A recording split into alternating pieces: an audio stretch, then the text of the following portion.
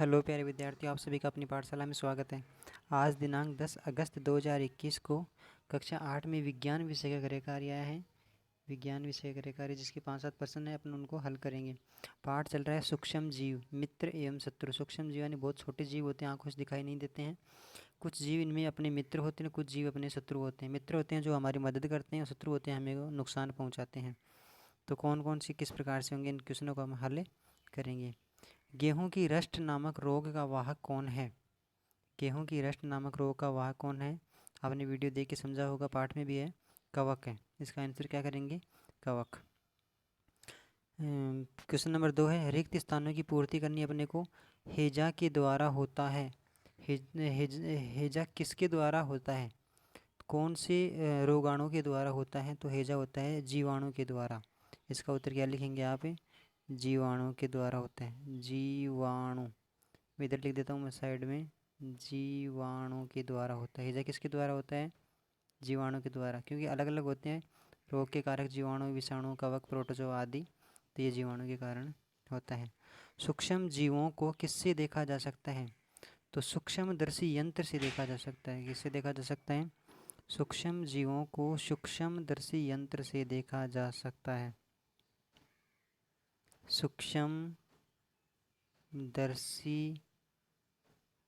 यंत्र किससे देखा जा सकता है? सूक्ष्मदर्शी यंत्र से देखा जा सकता है। पोलियो किसके द्वारा होता है? पोलियो जो रोग है वह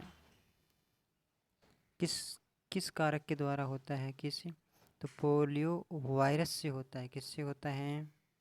वायरस से। वायरस को अंग्रेजी में इसको वायरस कहते हैं और हिंदी में इसको विषाणु कहते हैं। वायरस और विषाणु एक ही नाम होते हैं। इसी प्रकार से जीवाणु और बैक्टीरिया एक ही नाम होते हैं। जीवाणु अपने हिंदी में लिख देते हैं और इंग्लिश में बोले तो बैक्टीरिया बोल देते हैं। इसी प्रकार से वायरस और विषाणु एक ही नाम है, वे पे आते हैं दोनों नाम। इस प्रकार से भी आप याद कर लीजिए। उबालने से अनेक सूक्ष्म जीव नष्ट हो जाते हैं। सूक्ष्म जीव नष्ट हो जाते हैं, इसमें मित्र भी होते हैं और अपने शत्रु भी होते हैं। तो आप नोट कर लीजिए, अनेक सूक्ष्म जीव नष्ट हो जाते हैं, जिसमें शत्रु भी होते हैं और अपने मित्र भी होते हैं कई बार। नेक्स्ट क्वेश्चन है, इसका आंसर, चौथे का आंसर और नोट कर लीजिए आप। इस नेक्स्ट क्वेश्चन है, चीनी के अल्कोहल में परिवर्तित होने की क्रिया को क्या कहते हैं? चीनी के अल्कोहल में परिवर्तित होने की क्रिया को क्या कहते हैं? किण्वन। किण्वन कहते हैं। क्या कहते हैं? किण्वन। किण्वन। चीनी के अल्कोहल में परिवर्तित होने की क्रिया क्या कहते हैं? किण्वन कहते हैं। आप किण्वन की परिभाषा याद कर लीजिए।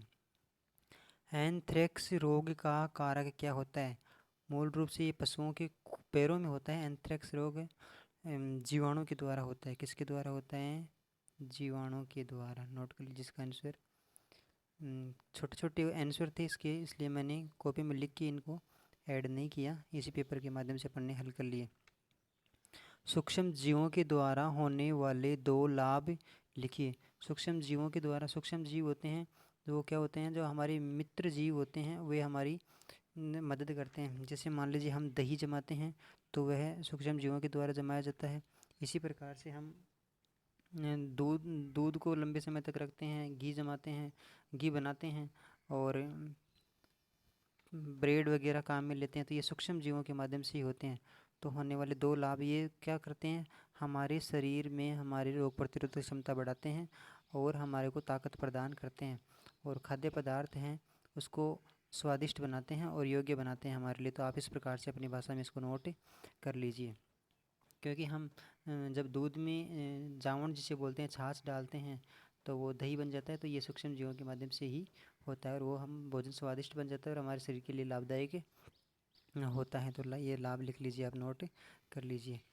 इस प्रकार से हमने ये 5 क्वेश्चन पढ़ लिए हैं और अगले अगर आंसर बड़े होंगे तो लिख के उत्तर उसके कर लेंगे। चलो, आप तो सभी का धन्यवाद। आपका दिन शुभ हो। जय हिंद।